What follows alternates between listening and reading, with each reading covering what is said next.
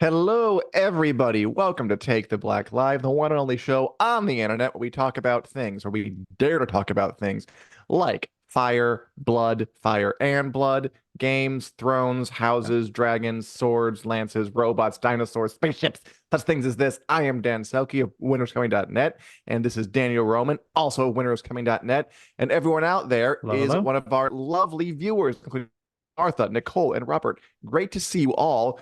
Great to see you always. I can't wait to get into some of the stuff we're going to talk about today. Daniel, how are you? I'm good. That was a very excitable intro. You got me hyped for the show today, and I even know what Awesome. we're going to talk about, but I feel like I don't. I feel like there's surprise now. No, I'm good. I'm excited to talk about stuff. We've got some cool things to go through today. Some Westeros, some general entertainment stuff, and yeah, Hey now. maybe even get into some gushing about Miyazaki by the end. But A what's up first, bit. Dan? Well, for up first is saying, hello, Kelly. Good to see you. Always happy to have someone around here. We love to talk. Feel free to talk. We'll answer you. First up, Daniel, let's, as we often do, stop by Westeros, where dragons live, where horses ride, where people plot against each other, because we have a few minor updates Yes. to pass along to you. Last week, we didn't include this, what we should have. We were talking about George R.R. Martin, author of Fire and Blood, Game of Thrones, Song of Ice and Fire, going The to one, the only. England, working on the House of the Dragon writers' room, sharing stuff about the Game of Thrones play. He posted a picture of himself on the House of the Dragon set, which is worth looking at, I think, that we didn't get to last week.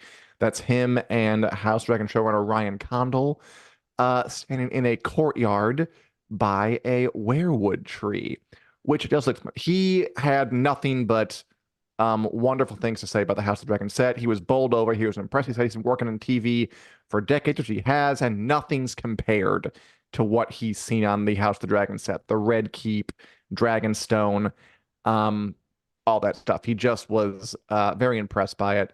Speaking of Red Keep and Dragonstone, do you recognize where this is, where he might be in Westeros? Because frankly, I am not sure. I don't think it's the Red Keep because they have that fancy weirwood where Alicent and Rhaenyra have significant moments, and I don't think this is I don't think that's that one. Yeah, I agree with you. I don't think this is King's Landing. I was just looking right before the show at some pictures from season one of the weirwood in King's Landing, and it's kind of like in an ornate courtyard surrounded by other trees. I couldn't find like a picture of the actual base of the tree to compare like the stones and stuff, but I don't think this is King's Landing. I one of the predominant theories I've seen floating around is that this is Heron Hall, because we My know Heron knowledge. Hall has a weirwood, has a tree. We're going to be spending significant time there next season. Hmm. So I feel like Heron Hall is a strong possibility. Um, I don't think Dragonstone even has a weirwood, if I remember right. I could be wrong about that. So I would assume it's not there. So yeah, Heron Hall gets my vote, I think. What about you? What are you thinking That's here? where my mind went to. Harrenhal, because again, we know they're going to be there. It definitely has a weirwood. It's old enough than was on the mainland. And you're right, Mhm. Dragonstone shouldn't have one because it's a Targaryen stronghold. The old gods hold no sway there. I guess it Yeah. wouldn't be crazy for Dragonstone to have one to be planted or something. I don't know, maybe, but you wouldn't think so. So yeah, I'm gonna Yeah. go with Heron Hall too. Although he didn't mention Heron Hall in the blog. Oh crap, a card just fell. He didn't mention Heron Hall in the blog post. He mentioned Dragonstone and King's Landing. But if any of Yeah. you know the answer, by the way, or have opinions, feel free to tell us. By the way, Dragonstone, there was an interview with the gentleman who plays Sir Laurent Mar Brand, who's one of the Queen's Guard members in season two. Yep. His name is Max Rostley, and he said that we're going to see a lot more of the Dragonstone set in season two, which also makes sense because we know that we'll That's exciting. meet the dragon seeds and they live on the island, but not like in the castle. You know, not everyone lives in a castle, Daniel. Um, so Yeah, perhaps we'll it's like true. see more of the actual island or something, which could be fun. Yeah, I mean, I think we need to in season two. Like you said, everyone lives in a castle except And Alyn of Hull, who we know now for sure. Both of them are coming. They're both peasants, even though they have some noble blood we can talk about that in a sec. But yeah, I think it's important to see more of Dragonstone. That's something we kind of didn't get in Thrones, and it's something that's important to House of the Dragon, to the Dance of the Dragons, seeing stuff happening elsewhere on the island. So yay that. I'm all in favor of that. It's a hugely important location that feels like just a couple shades beneath iconic. Like King's Landing, everybody knows. Winterfell, everybody knows. For some reason, Dragonstone, even though it has featured on Game of Thrones for basically the entire length from season 2 onwards, and now it's a central Hmm. location in House of the Dragon. I feel like it's not quite as well known, but House of the Dragon can change that. We're going to get knee deep It in can. Dragonstone and see what we can. Speaking of Yeah. Adam and Alyn of Hull, who are two big characters, new characters we'll meet next year, played by Clinton Liberty and Abu Bakar Salim, respectively. I probably mispronounced that last one. Uh, do you have any conspiracy theories about Alyn of Hull in particular that you'd like to spread? Yeah, sure. So this is a mild spoiler. So if you are someone who hasn't read Fire and Blood, you've been avoiding spoilers. Uh, What are you doing on this podcast? I can only assume you're lost. But no, we're gonna get into some mild spoilers here. So Adam and Alyn of Hull. The theory goes that in the books, um, it's presented that they're Laenor Valerian's children. They're his uh-huh. bastard children, who are, bastards he had with a peasant sailor, basically. Like a merchant. Sure he did. So, but exactly, sure he did. It's well known even in the book that Laenor is gay. So it's like court gossip that they're not really his kids. They're his father's kids, Corlys Valerian, which is much more of a scandal because Corlys is in one of the few very healthy, functional relationships in Westeros with Rhaenys Targaryen. So this past week, or I guess maybe it was last week at this point, was the Game Awards, which, it's a big award ceremony. They give a bunch of awards to video games. They debut a bunch of trailers for video games. Final Fantasy VII Rebirth is coming. Woo woo woo. But so Abu Bakar Salim, who plays Alyn of Hull, was there because he has a big presence in the gaming industry. He voiced Bayek of Siwa from Assassin's Creed Origins, and Good for he him. has his own gaming studio now. So he was there and he gave this really emotional, nice speech that was honestly like kind of a highlight of the whole ceremony, revealing this new game that he's been making and talking about how his father influenced his love of gaming. It's really great. You should check out his speech if you haven't seen it. But so Bethany Antonia, who plays Hmm. Baela Targaryen, shared an Instagram story of his speech and basically captioned it Guarn Uncle, so like go on Uncle. Um, and that's Youth. that's a very small thing, but for the book readers, it's like, oh, I see what you did there. Because if Alyn of Hull is Corlys Valerian's son, he would be Bela's uncle. So she kind of may have confirmed how the show is going to handle that. What do you think, Dan? Are we reading just total, No. really, really struggling through the tea leaves? We think that's what's going on. Yeah, that's very clear to me. Uncle. I mean, I can't speak Yeah. to Guarn. I haven't been young for some months now, and I don't know what the kids are talking about or how they say things. But it seems pretty clear that she's referring to her as his uncle, which is a confirmation that Alyn of Hull is Corlys Valerian's bastards, not Laenor Valerian. Although, here's a question for Yeah. you. What would Alyn of Hull, and a question for everybody who plays genealogy math, what would Alyn of Hull be to Baela Targaryen if Alyn of Hull was Laenor Valerian's bastard son? So Alyn is Baela's uncle because he's the son of Corlys. But if he was the Yeah. son of Laenor, what would the proper word for their relation be? I When I you, believe it's like second or third cousin. I would I try. forget this because I went through this when we did our House of the Dragon Targaryen family tree, And I Brutal. think it's like second or third cousin when you're um because it's her uncle's child. No, I think it would be If it was first Laenor, cousin because because Baela is Lena's oh yeah, you're daughter, right. and You're right. then Laenor is Lena's brother, and then Alan would Yes, be the bastard. Okay, yeah, I think it would be first you're cousin. right. Totally. Just I Whew, don't blame that you was though less because complicated it than it was it needed was to be. just It's just a regular ass cousin.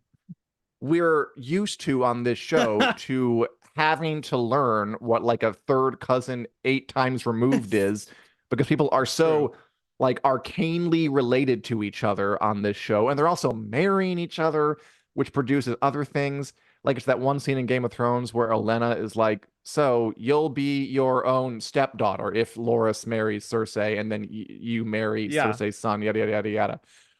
Ooh. I'm gonna go ahead and say I think it's a good thing that we got rid of the succession system based on interbreeding and went to something a little more merit based. But others may disagree, and we can hash Yeah. that out later. Yeah, I mean, I guess the we can dispute the merit based, I suppose, but yeah, I think if we True. take anything It's away from House of the Dragon, it's that maybe incestuous empires are not the best idea. way more Um, fun though but yeah, to way more watch fun. for I mean, us. as long as you're not living in them, I guess. Yeah. Um, but yeah, so this is you. I still expect the show is going to do the "Are these Laenor's kids" type storyline, but it'll just make it Mm, really clear to the audience that no, these are Corlys's children. It's sure. generally understood they're Corlys's children. And this kind of lines up with something we heard from Steve Toussaint, who plays Corlys Velaryon, when he was at True. CCXP, where he said that he was surprised at what an emotional journey Corlys has this season. He expected him to be way more like wrathful, and instead he has to kind of humble himself because a lot of his past mistakes come back to haunt him. And I think having two bastard children, when you are generally understood to be in a very functional relationship, that qualifies as Well, past deeds, which could come back to haunt you. Um, there's another one I think we'll see, which is the triarchy. I think we're gonna. sure. That's The when he triarchy, said that. totally. That's where my mind went. Was oh well, we. I think we saw a leak of Otto Hightower meeting with the triarchy or something like that, a long time ago. So yeah, Corlys is gonna have some skeletons in his closet this time around. Very briefly, I don't want to shame you, but I'm pretty sure it's just triarchy, Shame right? me.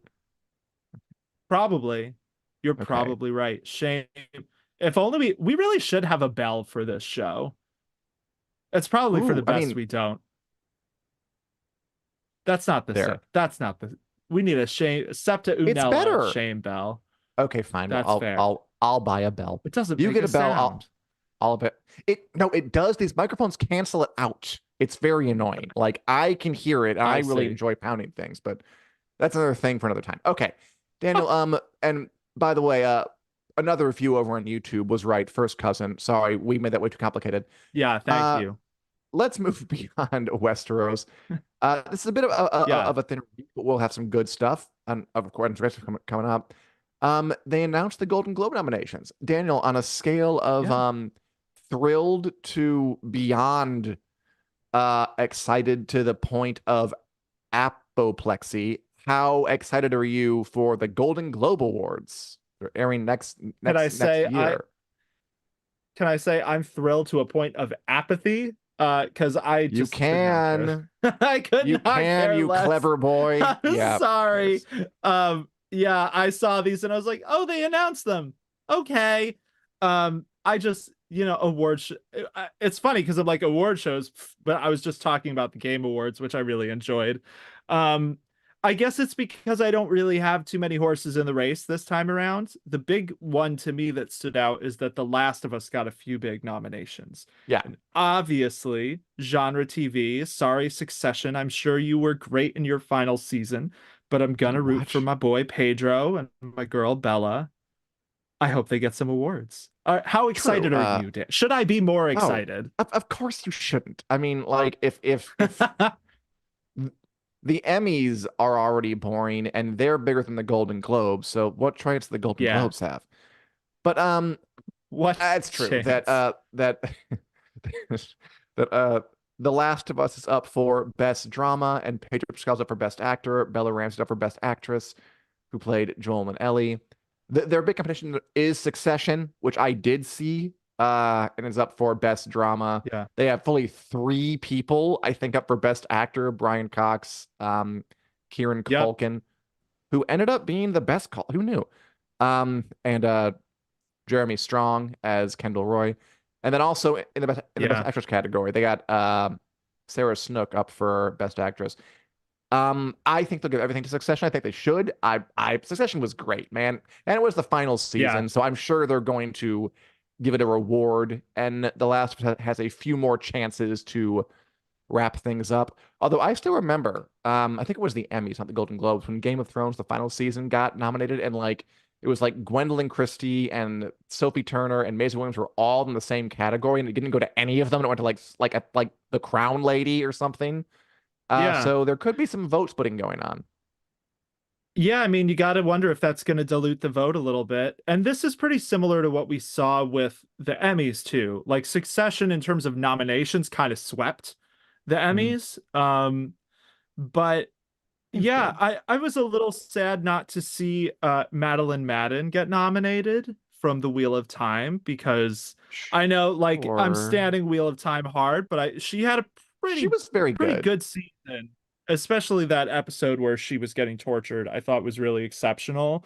But like you said, no surprise whatsoever that Succession is up for so many awards.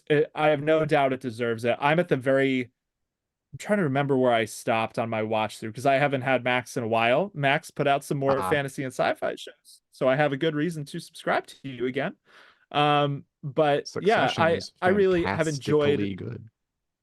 It is excellent. I want to say I'm like in the middle of season 3, and I've really Yeah, enjoyed fair it. enough. And then David Zaslav canceled Batgirl, and I canceled Max out of spite, even though I Ooh. could care less about Batgirl. It's the premise, Zaz. But yeah, so no surprise on Succession. I do hope. See, this is the tough thing because I would like to see The Last of Us win something, but is it gonna win anything if it's up against Succession? Yeah, I don't it'll know. win. It'll win best makeup. It'll win pretty It should. costumes. It'll win look how nice the special effects are. It'll win all the really important but little celebrated awards at in the broom closet down the hall from the real award show. And it'll Yeah, be I wish satisfied they. with that until season 2 or 3 when it has the field to itself. Yeah, and I will say, like, I do think Bella. Like, I wouldn't be sad if Bella Ram, even though she was incredible. Like, the best is yet to come for Bella Ramsey on that show. Oh, that's That's true. fine. Don't give her an award yet. She's totally gonna win it when they get to The Last of Us Part Two, season 3, if not season 2. I'm a little. I guess this is spoiler, so I probably shouldn't say it. Yeah, I do wish Pedro had more of a chance, but he's up I against hear you. Brian Cox. So True. And Jeremy's strong, man. That's the one. Hey, yeah, the way Pedro Jeremy Pascal works, great. he'll be in something else. Pedro Pascal is Oh, maybe sure. becoming like the most prolific actor, like big name, he's everywhere actor of our generation. Like that man loves to Yeah, work, and he's good at choosing projects. Like everything he's in is not yeah, only truth. like there's no real like utter chaff. He's not like selling out to do something like really silly and stupid. Like even the big IP stuff, like The Mandalorian, is pretty cool. And The Last of Us is Yeah, like a big important show, but it's a big more show people like. So he has a good yeah. radar for this kind of thing. Pedro Pascal will be fine. Don't worry about him. Yeah, I mean that's definitely fair. I'm not worried about him. You're right. He will land on his feet amidst 50 other projects as Yeah. he does. So no worries there. I do agree with you. I think whether it's him, whether it's his agent, whoever helps him however he decides what to take on, uh, they're making really, really good career decisions for him. I don't know why. This is probably unfair and unnecessary shade, but when you Ooh, said okay. that, I thought of Nikolai Coster-Waldau for some reason, cutting his hair like in the middle of Game of Thrones to go do a rom-com. Hmm. Um, and yeah, Pedro Pascal's maybe not making those sorts of decisions. So, although Nikolai Coster-Waldau, sorry, I'm not trying to shade you, Nikolai, but he's in a William the Conqueror movie now, which apparently Yeah, it's pretty there's a cool. resurgence of William the Conqueror movies. So, curious to see him in that whenever it comes out. As PhD McCoy says, okay, true. Wonder Woman 2, not his best choice. Everyone gets a mulligan. They can't all be perfect. That was the one And I thought of. Yeah, yeah, that God, the movie was bad. And Jay Spencer says, by the way, harking to our earlier conversation, he thinks the werewolf might be at Heron Hall or the Raven Tree House Blackwood, which would be kind of interesting. We did get some news about maybe the Blackwoods and the Brackens that's appearing a in House deep of Dragon cut. season 2, which would be fun because Yeah, we never really got into their whole Hatfield McCoy thing on Game of Thrones. So I'm all for more Blackwoods and Brackens trying to kill each other in House of the Dragon season 2. All right, let's 100%. uh That'd be yeah. fun. I love stupid rivalries that no one remembers why they even began because they're so old and they go past your great grandparents. Let's move on The to best. another interesting story. The best. I love them. I'm nursing several.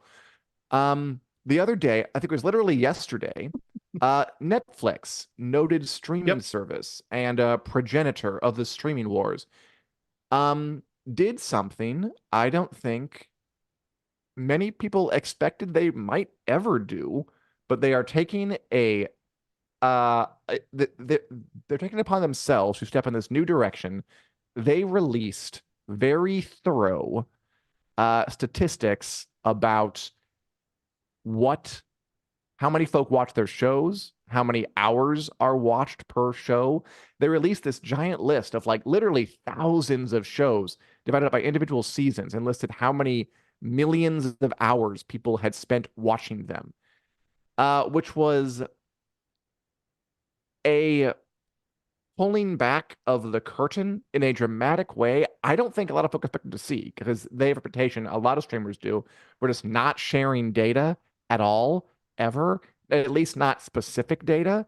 And to have someone as big as Netflix do this, it's kind of important because it kind of shows to everyone else, Yeah, it is.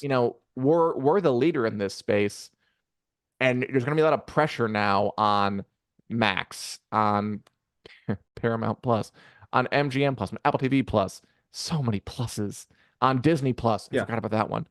Everyone else to start showing their data, which I like. So I think it's cool that Netflix did this, although I guess they could afford to. They showed their complete stats for everything from January of June to this year, and they're going to do this twice a year unless the stats are bad and they decide not to. We'll cross that bridge when we get to it. The point is, good on Netflix for being more transparent than I thought they would ever be, frankly. Yeah, I mean, I definitely like that Netflix made this move. I think, like you said, it is more transparent than I think a lot of people expected. There are still, you said it's very thorough data. There are still some holes in this that we know that Netflix uses to make its own internal calculations, like Okay. how people actually finished an episode, how many households. It doesn't say that, it just says Sure. the number of hours. Right. But this is still a huge, huge step in the right direction. And I think there was a lot of pressure, like you said, on all of these streamers to start sharing data. That was kind of a huge linchpin of the actors strike and the writers strike, especially the actors strike. Was Netflix, True. these companies don't, we don't know how well shows do, and then we just find out or we don't find out. And that's kind of cagey and kind of shady. So yeah, it is fascinating to see this stuff. And yeah, they're going to be reporting on it potentially twice a year. So I Potentially. personally, I'm really looking forward to the next one, which like I know that they just released this one. I'm like, give me the next one. Hmm. Because this one only goes till June. And the first show I was like, I want to see what the stats are is The Witcher season 3, which was their big fantasy show this year. But it only shows like the week of release for season 3, which was around I think 33 million minutes, hours, whatever. So which is not all that much, but it's only 1 week of data. So Well, got to it come was back like to it. 2 days. I checked. They dropped the first episodes on like June Oh, was it? 29th. Yeah. So it was like Yeah. 30 You days, half September. Yeah, no, 1 day, April, June, and November. So yeah, they had a 1 day okay. of watching. So that's what's on there. So I Well, wouldn't that's okay. be too upset about that. Yeah. You checking something? Okay. So that makes this even more interesting. So let me see if I can find it. Because I Okay. do have the sheet next to me. Ooh. Um, season 1 had around 78 million minutes, I think. Season 2 had Okay. about 60. Blood Origin had about 66. And that's for the 6 months at the beginning of the year. So season 3 did half those numbers in its first day or two of release that the Like rest full of the day. show each season did. Yeah, it How did much did it get? half as well in 1 day, 33 million. So the Okay. first day of The Witcher season 3 being out, it did Mm. half the numbers of Blood Origin in its entire run, which is kind of interesting, but also a little humorous. Um, yeah, so these are the kind of fun things we can do now that Netflix is releasing this data. Yeah, I do like it. I think I think it's pretty cool, and I fully endorse it. As for like the biggest, it's kind of interesting. It shows you a critique of Netflix sometimes has been that some of their that they create shows that a lot of people watch, but that and this is like the Scorsese Tarantino critique that they're not really like part of the culture that like big phenomenons used to be, Yeah. like Jurassic Park or I don't know, MASH or Game of Thrones for that matter. Uh, which is all a wind up to say the most popular show in the past 6 months on Netflix is The Night Agent, which was watched for over 800 million hours. I'm pretty sure I've Mhm. heard of this, but not much. Do you know about The Night Agent? Are you a Night Agent stan? I am not a Night Agent stan, but I do know a lot of people watched it. I remember hearing people talk about it. This is kind of, Okay. I think in the similar sort of vein. I think it's grabbing a similar audience as like Reacher, which is one of Amazon's big shows Sure. that is, it's not about a spy, which this one's about a spy. That one is about basically like an ex-military Large investigator man beat slash up fixer. people. It's based on a really famous Yeah, it's based on a really famous book series, I think by Lee Child. Hmm. But it's hitting that same sort of demographic to me. And I do think that is a very large demographic that sometimes in, our entertainment journalism space, our let's say predominantly liberal entertainment journalism space sometimes can get overlooked. So I think that is a little bit of the staying power we're seeing with stuff like The Night Agent or presumably Reacher, because I've heard that's doing very, very well for Amazon as well. But yeah, Hmm. not a lot of thank goodness for Wednesday holding it down for the horror and sci-fi and fantasy peeps, because the rest of these top shows are like Bridgerton and Outer Banks and Ginny and Georgia. We'd have no hope without Wednesday Addams. What is Ginny and Georgia about? Do you have any idea? 'Cause that's her Yeah, so I've twice. actually seen some Ginny and Georgia at one point or another. Uh, it's this mom and her daughter moved to a new Okay, town because the mom great. committed some crimes, I believe. Why'd she So do there's that? all sorts of familial trauma, and will they get found out for their previous, the stuff they were running from? Can they make relationships in the new town? Can Can they? Georgia can the mom, whichever one the mom is that I don't remember, Okay, shed Virginia. her not quite villainous, but mildly villainous ways? Okay, it sounds pretty juicy. I How's don't know that for a most of these pitch? shows. Um, Yeah, it's not bad. I'd watch that. So yeah, just there you interesting. go. Like you said, there wasn't a lot of fantasy stuff. I think Shadow and Bone to be the new season, and that was like number 29 or something. It had like almost 200 million views second season, but obviously not 200 million watch hours, but not enough to save it from the axe, clearly, because it was among a few shows canceled. By far the canceled show with the most views, but I'm also sure it's by far the most Got it. expensive. And also not that great. So I Yeah, wasn't too upset about that, but interesting there. And yeah, if I were Netflix, maybe I would double down on. I'll just go ahead and say it. If the night agent is doing so well, you seem to be implying shows about just white dudes saving the day. Is that the key here? yeah, something like that. Um, I mean, Shadow and Bone, it's such a hard example, man, because like, it, so like you said, it was the one that got the most views Uh, by a lot that got canceled. Like the next closest is something like 30 million watch hours. Like, but Shadow and Bone is a really expensive show. And there are some other shows that were right around that same mark of watch hours as Shadow and Bone that similarly either haven't continued. There weren't recent cancellations, but their shows Netflix has not pursued. But yeah, so Shadow and Bone made it's interesting because I think Netflix made some major missteps with how it handled that as oh a yeah, property, by encouraging them to like feed the showrunner basically admitted that the reason they had the Crows crossover with Alina in season 2 is because Netflix begged them to do it. So they kind oh of my tanked God, Alina's story to get to the Crows faster, but everyone wanted Six of Crows, which Netflix, this is part of the issue of why people were on strike. Like they commissioned that entire series. Like they wrote a whole Six of Crows show. They took yes they resources did. away from Shadow and Bone to work on Six of Crows, and then they decided not to do it, even though they had a really good cast for it.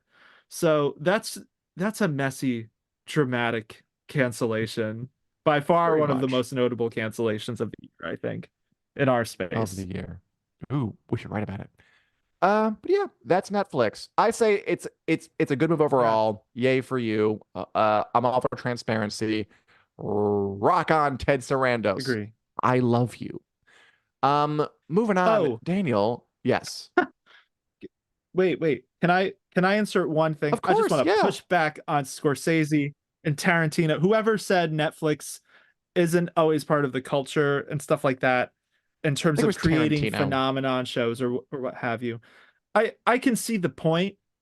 I think Netflix treats its shows like content, but I also think one of the only other phenomenon shows we have right now, the true like Mhm. next Game of Thrones in terms of like the buzz around it is Stranger Things, and that's a Netflix show. True, So it does happen.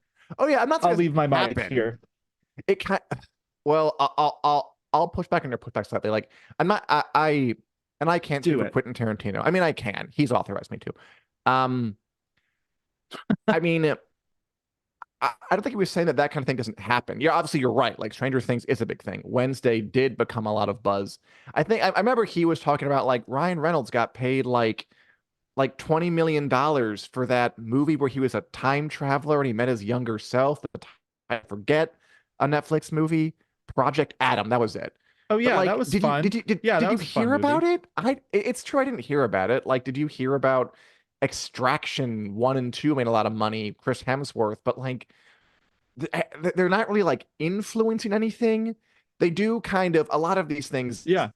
I get that point. They kind of like just kind of like hover there. They're there and then they're gone, and people exchange money, but they're not like being talked about or really kind of influencing the next generation of filmmakers the way I don't know. Well, sure.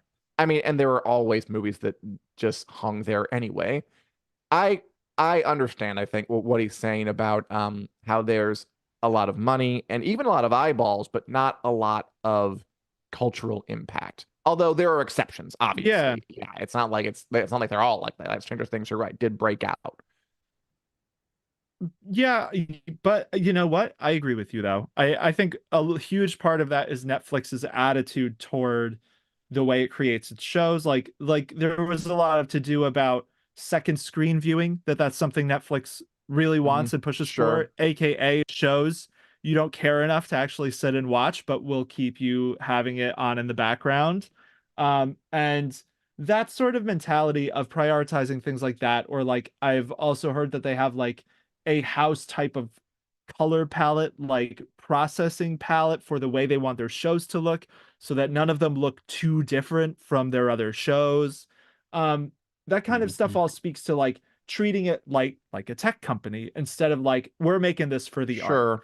And then every once in a while you have someone like the Duffers who are like film students coming up, like students of the art of film, who got a great deal from Netflix to make the thing they wanted to make. Or like Mike Flanagan's another great example where Mike and they Flanagan and they gets botched through. the Mike Flanagan deal because they were more concerned with the numbers with stuff like this than fostering that relationship. And then Amazon snatched him up and they lost Mike Flanagan. So yeah, Oops. I agree with I take it back. Tarantino's right. Or whoever said that. You're right. David, it was Tarantino. I'm almost sure. We'll end on I'm right and move on to the next I like it. section, all about what you're right. Thank you, Daniel. You're very insightful. You're also right. As are all of you. Robert Harris agreed. Netflix thinks they drop all episodes at once. That hurts them. And Leo says that David Hmm. Fincher doesn't shoot like a Netflix film, which is true. I watched The Killer by David Fincher, and Fair. it was good. It was cool. It didn't really blow up though, the way I figure it might have if it had been released theatrically or something. I wish they would just release more things Probably. theatrically. I wish they would not be afraid of that. You know, you can release things in the movie theater and also have long, successful runs on Netflix. Like half of their, we got to move on. Anyway, Yeah. Daniel, everyone out there, I agree what though. are you all watching lately? God, what have I've been watching? Well, I don't know. That's let's why talk I about asked what you. you've been. So the main thing, God, I've been playing a lot of Baldur's Gate. It's been bad. I haven't been watching as much because I've been deep into Sure, that game, which is practically like watching a thing because it's it so happens. well developed. Um, aside from that, I've fallen off a little bit with Beacon 23. Those of you Oh, watching, right. listening might notice. Yeah, I didn't even review this last episode. I haven't watched it You yet. just realized Um, that. yeah, so be I've enjoyed a lot of things about that show, but I am, sometimes when you're watching something, or I'll get this when I'm reading a book sometimes, I'll just like I won't have the urge to go back. Like there's no urgency to be like, I need to go, pick it back up and read the next chapter. I need to go sit down and watch the next episode ASAP. And that's a little bit of where I am at with Beacon 23. I think it kind of the fourth episode focused on some totally new characters, showing us like a Hmm. previous era of the show. And then the fifth episode was back to Lena Headey and Stefan James. And there's some development that the AI gets that you got in that kind of standalone episode, but it just feels so disconnected that it kind of killed the momentum of the show a little bit because it only happened like four episodes in. Um, so yeah, I am curious to watch more, but I'm kind of you know, a little I'm a little tired. I'm Wary. not quite hooked in as I used to be. Um, Dan, there's a movie we're going to talk about in a sec, but before we get to it, what have you been watching? I will mention this because this is a fairly noted show. For the first time in years, I've been checking out Doctor Who because Ooh, nice. obviously classic show, been around for 60 years, exactly 60 years. I always went in and out of it, but I wanted to check it out again because they had David Tennant returning, who played a very famous doctor. They had showrunner Russell T Davies returning, and now they have a new guy.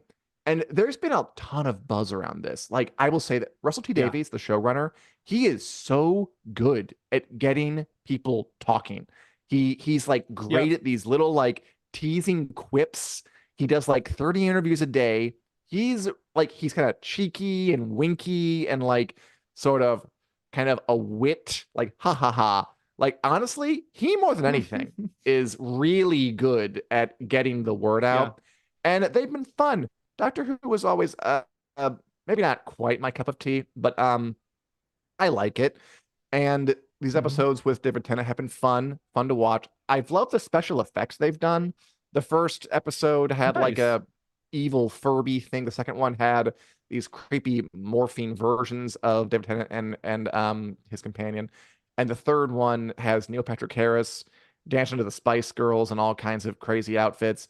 They're memorable. I will remember these. That's Yeah. the new Doctor Ncuti Gatwa, who emerges from David Tennant and spends the rest of the episode no pants, just like fighting evil and riding the TARDIS utterly pantsless for no reason. Fun.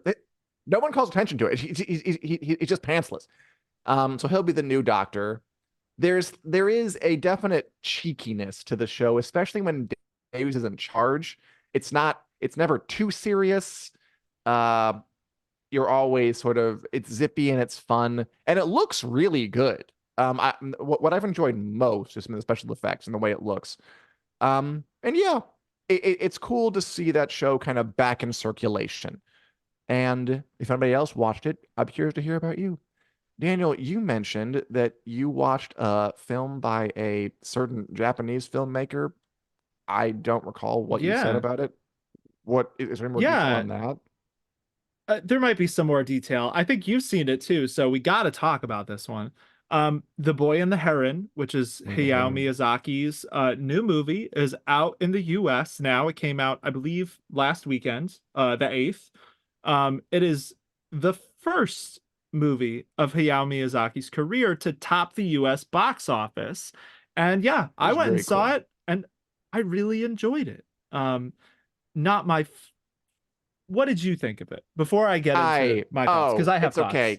Completely agree with you. Yeah, I enjoyed it too. It was beautiful. Yeah, Yeah. not my favorite Hayao Miyazaki movie.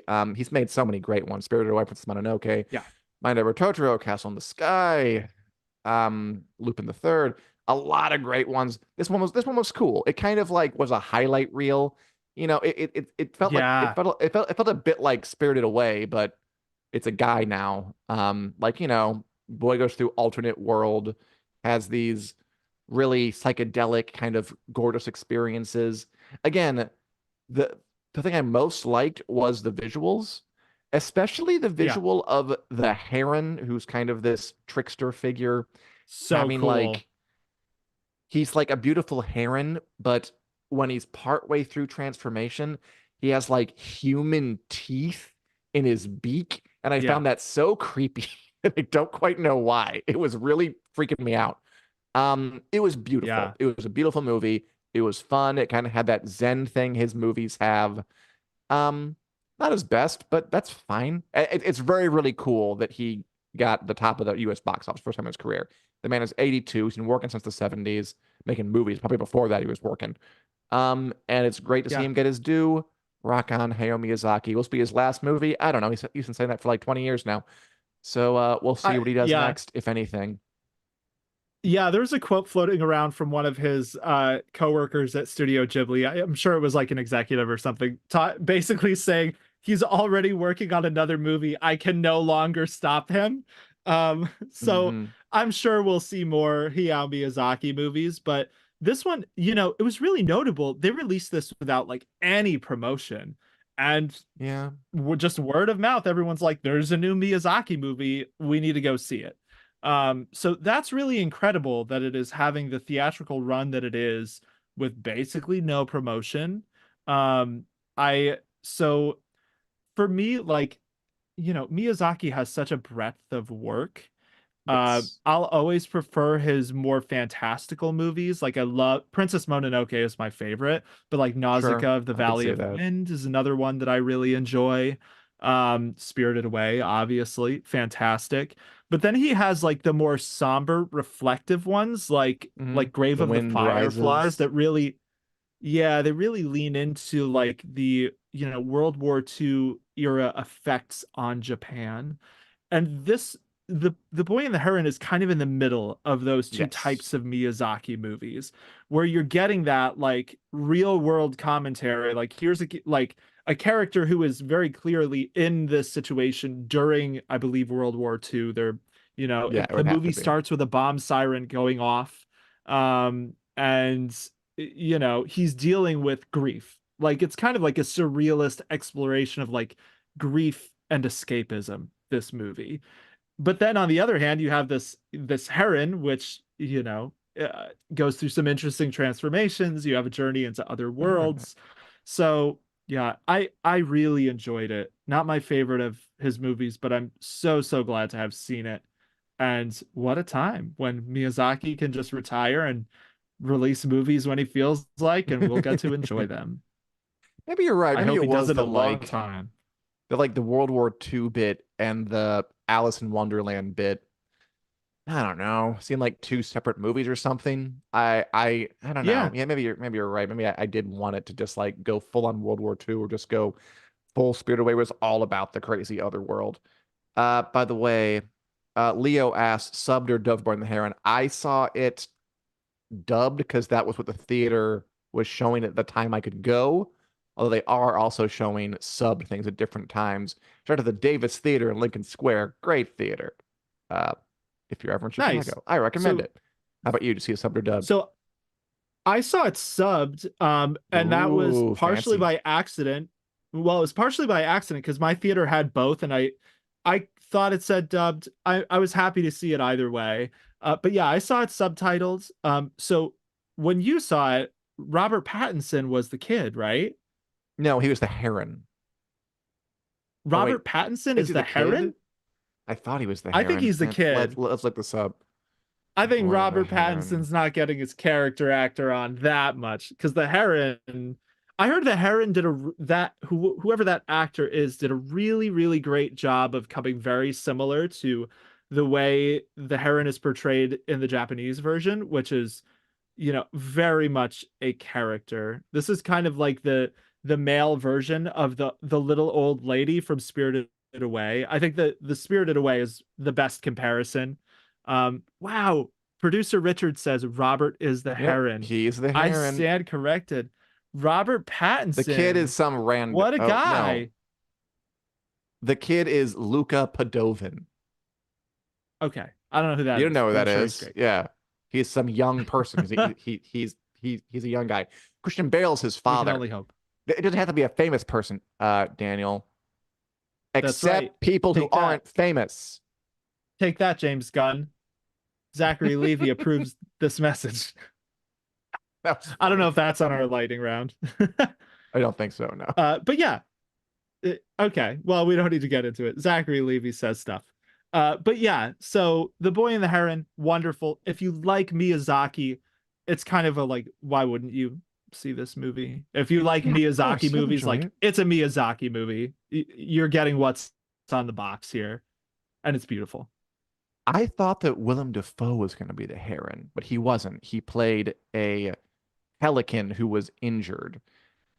He was great, but I was looking Oh, forward. I was looking cool. forward to hearing his gravelly avalanche after it settled sort of voice more, and I didn't get to. But Patson was very good. Wow, that's Daniel, like a cameo performance for Willem Dafoe right there.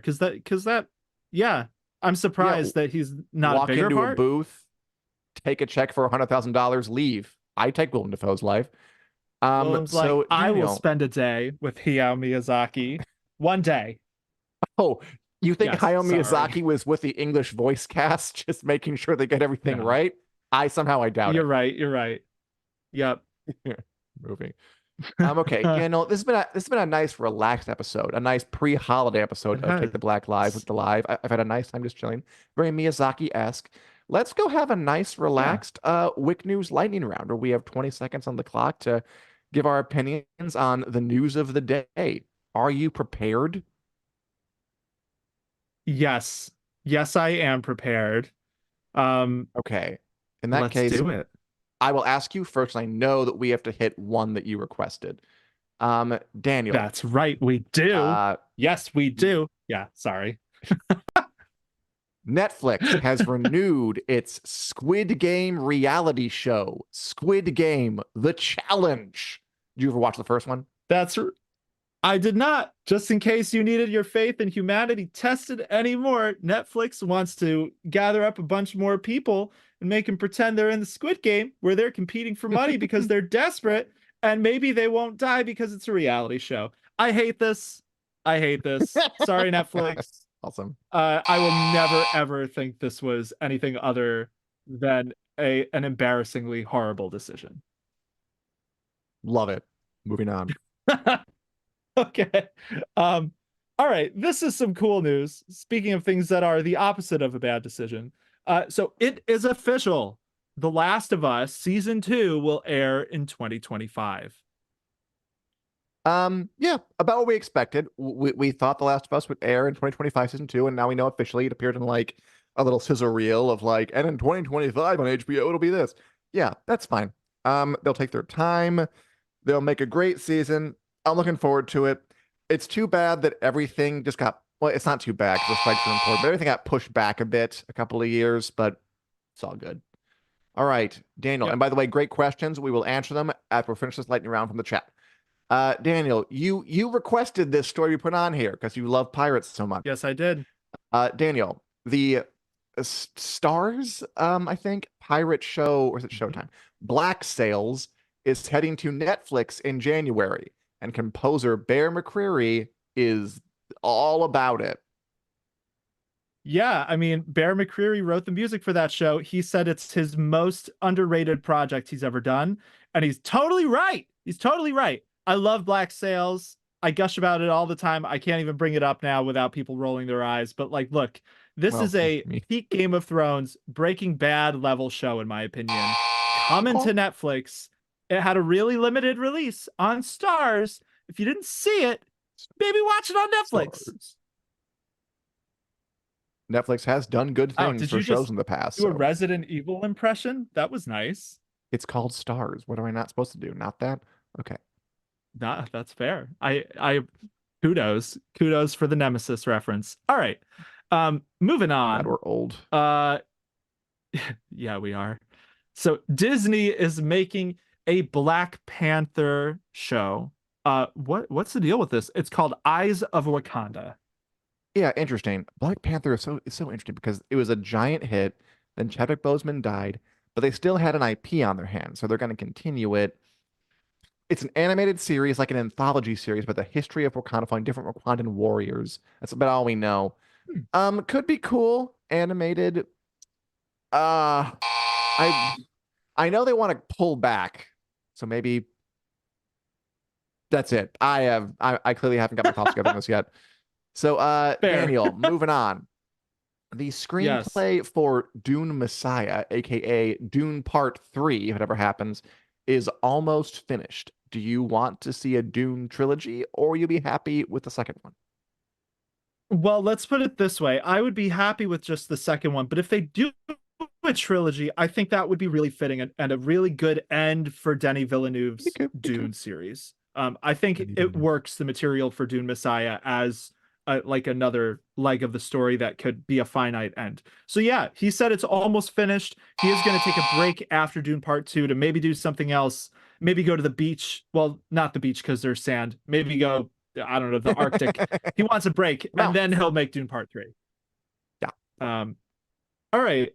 Actor Jay Lee gives hope for the Orville season 4. He's tweeting out mischief. Hashtag the Orville, hashtag loading. Jobs not finished. Should we take this seriously? I mean, yeah, why not? Like, as seriously as anything else anyone said about the show, this show is so weird. It's a great show. I have watched it, like, on your recommendation. I really, really liked it.